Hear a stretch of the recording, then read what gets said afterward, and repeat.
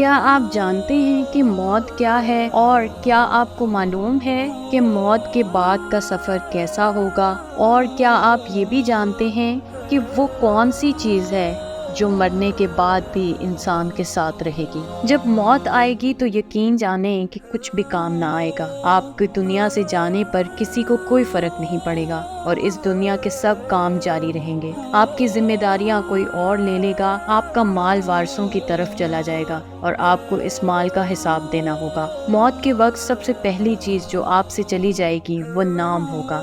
لوگ کہیں گے ڈیڈ باڈی کہاں ہے؟ جب وہ جنازہ پڑھنا چاہیں گے تو وہ کہیں گے کہ جنازہ لائیں۔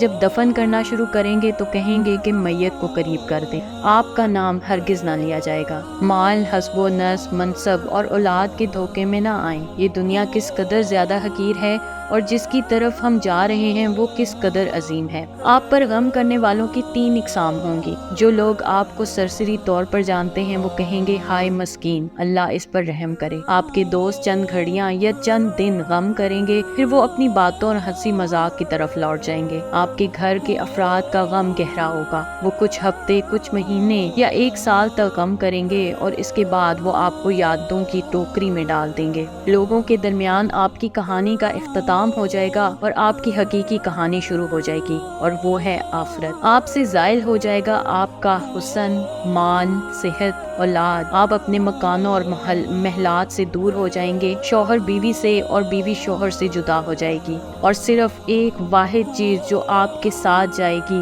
یا آپ کے ساتھ رہے گی وہ ہے آپ کا عمل۔ یہاں یہ سوال پیدا ہوتا ہے کہ آپ اپنی قبر اور آخرت کے لیے ابھی سے کیا تیاری کر رہے ہیں؟ یہ وہ حقیقت ہے جو غور و فکر کی محتاج ہے۔ اس کے لیے آپ اس کی طرف توجہ کریں۔ فرائض، نوافل، پوشیدہ صدقہ، نیک اعمال، تہجد کی نماز اور اچھے اخلاق کی طرف، شاید کہ نجات ہو جائے۔ مرنے والوں کو اگر دنیا میں واپس لوٹایا جائے تو وہ صدقہ کرنے کو ترجیح دے گا، جیسا کہ اللہ کا فرمان ہے ربا لولا اخذتنی الی اجلی قریب فاصدق، اے میرے رب تو نے مجھے قریب مدت تک مہلت کیوں نہ دی کہ میں صدقہ کرتا۔ وہ یہ نہیں کہے گا کہ میں نماز ادا کر لوں یا میں روزہ رکھ لوں یا میں حج اور عمرہ کر لوں۔ علماء کہتے ہیں کہ میت صرف صدقے کا ذکر ہے اس لیے کرتی ہے کیونکہ وہ اپنی موت کے بعد اس کے عظیم اثرات دیکھتی ہے، لہٰذا زیادہ سے زیادہ صدقات و خیرات کریں۔ اور بہترین چیز جس کا آپ ابھی صدقہ کر سکتے ہیں وہ آپ کے وقت میں سے 10 سیکنڈ ہیں۔